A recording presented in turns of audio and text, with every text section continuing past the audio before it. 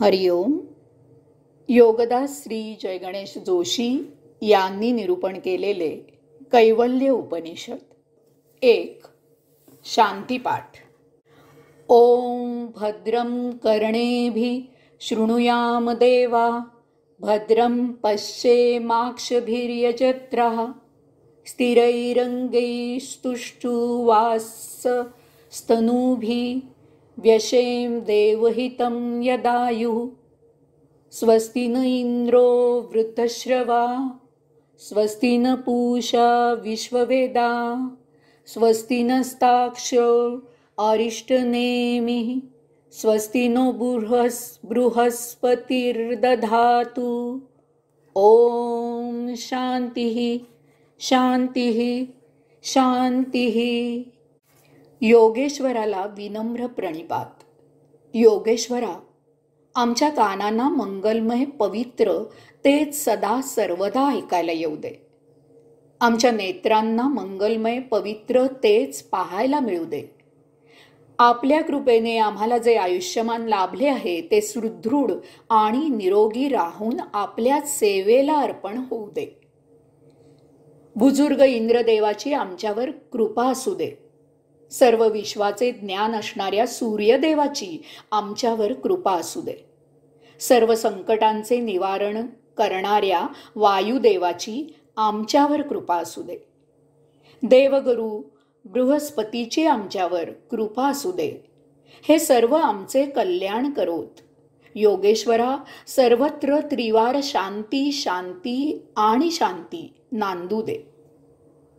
ओम योगेश्वराला विनम्र प्रणिपात. हे योगेश्वरा. उपनिषद सुरू करण्यापूर्वी शांतिपाठ म्हटलेला आहे. परमात्म्याला श्रद्धेने भावभक्तीने साद घातली आहे. गुरु आणि शिष्य दोघेही एकत्र शांतिपाठ म्हणून परमात्म्याचे आशीर्वाद घेत आहेत. ही सामुदायिक प्रार्थना आहे. उपनिषद सांगणाऱ्याला आणि ते ज्ञान ग्रहण करणाऱ्याला अशा दोघांवरही परमात्म्याची कृपा असणे आवश्यक आहे. त्याच्या मर्जीशिवाय कोणतेही कार्य पूर्ण होणे नाही. यामुळे एक मंगलमय वातावरण तयार होत आहे याची फार फार आवश्यकता आहे. कारण कोणतेही उपकरण दुधारी असते. त्याचा उपयोग आपल्याकडून वाईट कर्माला न होता त्याचा उपयोग सत्कार्यालाच व्हावा, यासाठी ही मानसिकता तयार करणे गरजेचे आहे. उपकरण हे उपकरण असते. ते चांगले किंवा वाईट असे नसते. त्याचा वापर करणारा कसा आहे आणि तो ते कसे वापरतो यावर सर्व अवलंबून आहे. यास्तव गुरु आणि शिष्य दोघेही परमात्म्याला चांगले तेच व्हावे यासाठी आळवीत आहेत. यामुळे मानसिक बळ येऊन आपल्याकडून चांगल्याचाच विचार होतो. आपल्यातील उच्चते सक्रिय होते आणि नीचते निष्क्रिय होते. यासाठी येथे परमात्म्याचे अधिष्ठान ठेवले जात आहे. ओम परमात्म्याचा वाचक आहे. ओम अशा परमपवित्र नामाने ओम या परमात्म्याच्या मूळ वाचकाने परमात्म्याला साद घातलेली आहे. ओंकारातील अ हे अति पवित्र असे अक्षर उपनिषदाच्या सुरुवातीलाच आलेले आहे. योगेश्वराची कृपा असावी, योगेश्वराचा आशीर्वाद मिळावा अशी यामागे श्रद्धा भावभक्ती आहे. आता आपण श्री गजाननाची प्रथम पूजा करतो. त्यावेळी गजानन नव्हता, तेव्हा मूळ प्रथम उपासना ओम आणि त्यातील अ हे अक्षर याची करायची पद्धत होती. आताही आपण सर्वप्रथम उपास्य देवतेला ओंकार गणेशा असेच म्हणतो. तेव्हा ओम आणि त्यातील अ हे अक्षर अतिपवित्र आहे. त्याचा प्रथम उच्चार करून त्याला प्रथम वंदन केले आहे.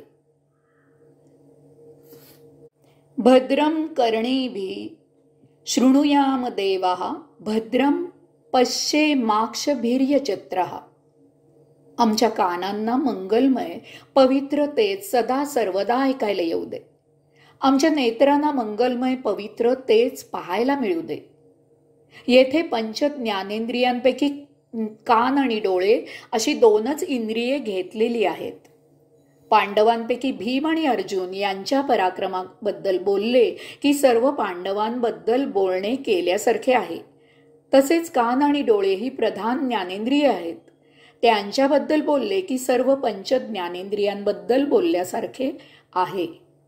ऋषी आणि साधक म्हणत आहेत की आमच्या पंच ज्ञानेंद्रियांना मंगलमय, चांगले आणि पवित्र तेच ज्ञान होऊ दे. वास्तवात वाईट माहीत झाल्याशिवाय चांगले काय ते कळत नाही आणि त्याची योग्यता आणि आवश्यकताही समजत नाही. तसेच त्याची किंमतही राहत नाही. अन्याय असल्याशिवाय न्यायाची गरज भासत नाही, समजत नाही. अधर्म असल्याशिवाय धर्माची किंमत कळत नाही, आवश्यकता आकलन होत नाही. तेव्हा ज्ञान दोन्ही गोष्टींचे असावे लागते. येथे सांगण्याचा हेतू असा आहे की जरी चांगले वाईट, पवित्र अपवित्र असे दोन्ही ज्ञान झाले तरी त्यातील चांगले आणि पवित्र तेच ज्ञान आमच्या आचरणासाठी आमच्यात रुजू दे. आमच्यामध्ये चांगली तीच वृत्ती जोपासली जाऊ दे. ऋषी आणि साधक प्रार्थना करत आहेत की आमच्या पंचज्ञानेंद्रियांना प्रत्याहार मिळू दे.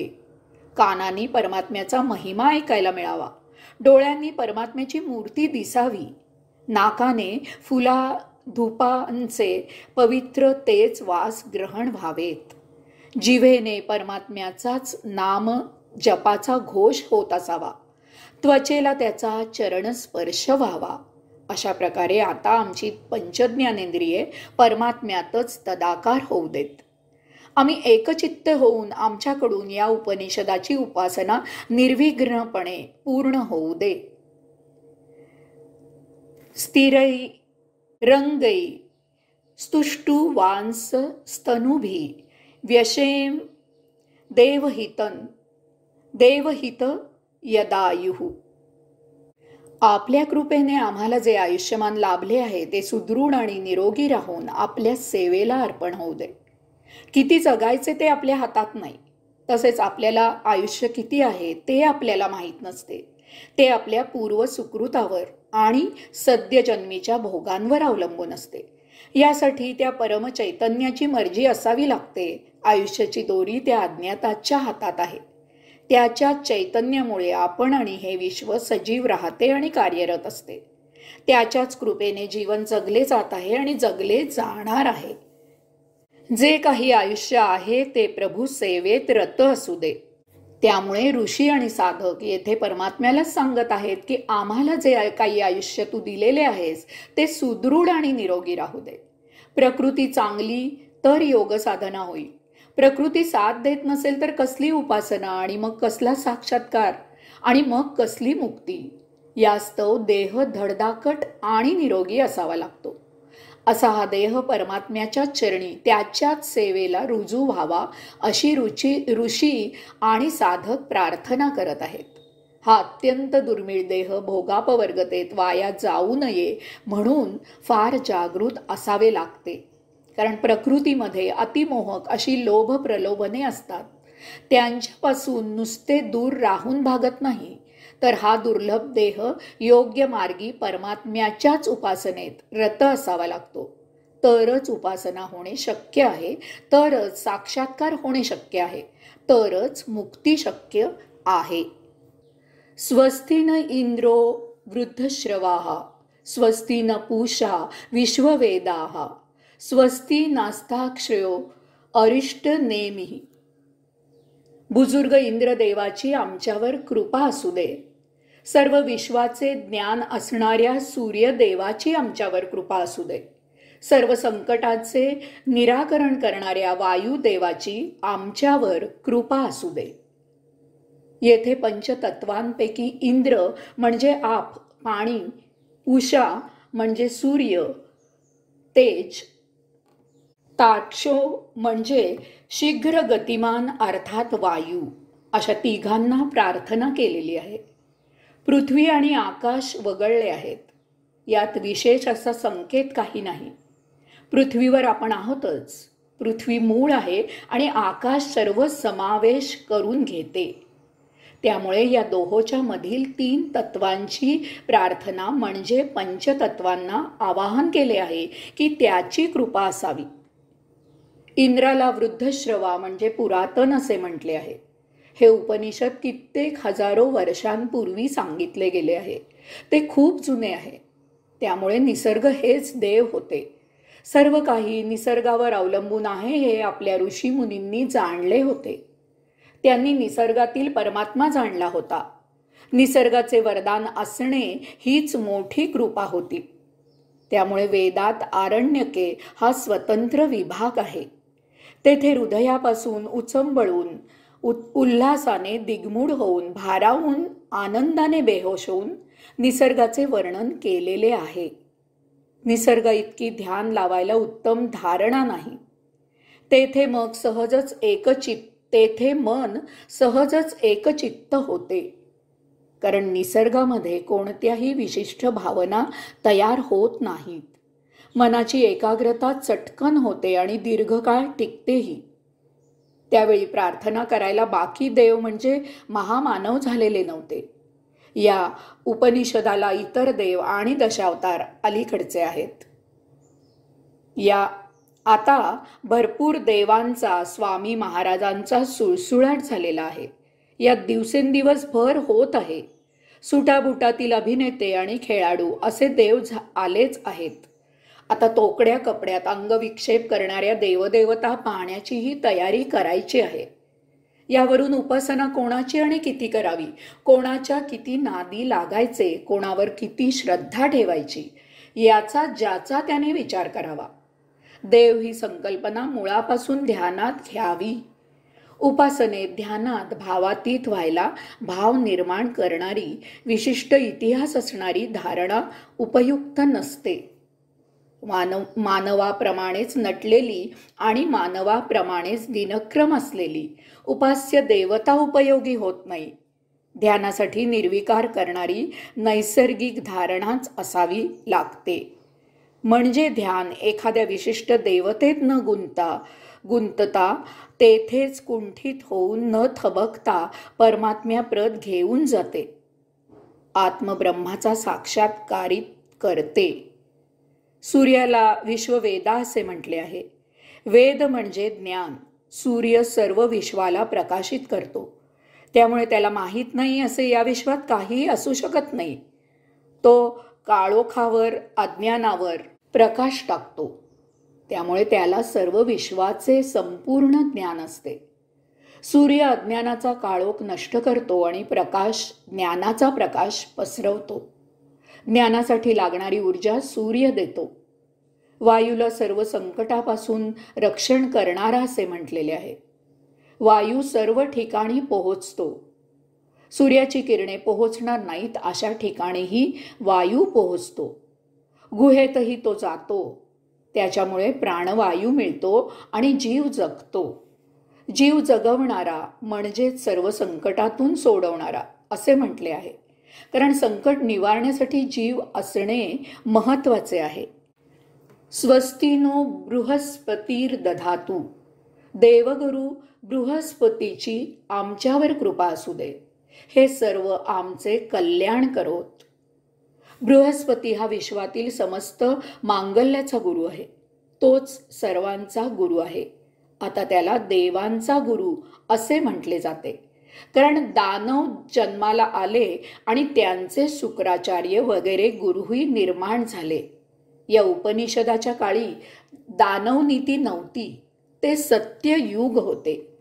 अशा प्रकारे पंचज्ञानेंद्रियांना पवित्र मंगल तेच ज्ञात होण्यासाठी आमचा हा उपनिषदाचा संकल्प निर्विघ्न संपन्न होण्यासाठी पंचमहातत्वांची आमच्यावर कृपा असावी.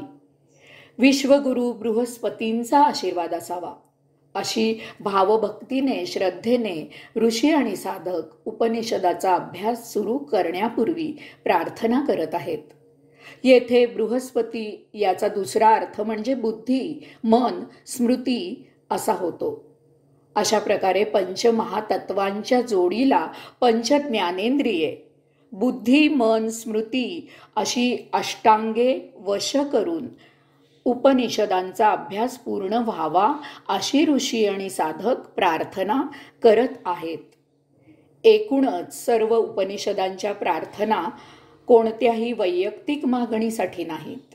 त्या नेहमीच विश्व कल्याणासाठी, मांगल्यासाठी आहेत. आपल्या ऋषींनी नेहमीच विश्वाची काळजी व्यक्त केली आहे. विश्वाच्या कल्याणासाठी प्रयत्न केले आहेत. एकूणच सजीवांच्या हिताची जपणूक केली आहे. यासाठी त्यांनी परमात्म्याची कृपादृष्टी असावी अशी प्रार्थना केली आहे. ओम शांती शांती शांती. योगेश्वरा, सर्वत्र त्रिवार शांती शांती आणि शांती नांदू दे. शेवटी त्रिवार शांती नांदो असे म्हणण्याची पद्धत होती. यात अनेक प्रकारच्या त्रिपुटी प्राप्त व्हाव्यात, शांत व्हाव्यात असा हेतू होता. उदाहरणार्थ, पाताळ, मृत्यू, स्वर्ग, आधिदैविक, आधिभौतिक, आध्यात्मिक, ब्रह्मा, विष्णू, महेश, तम, रज, सत्व इत्यादी.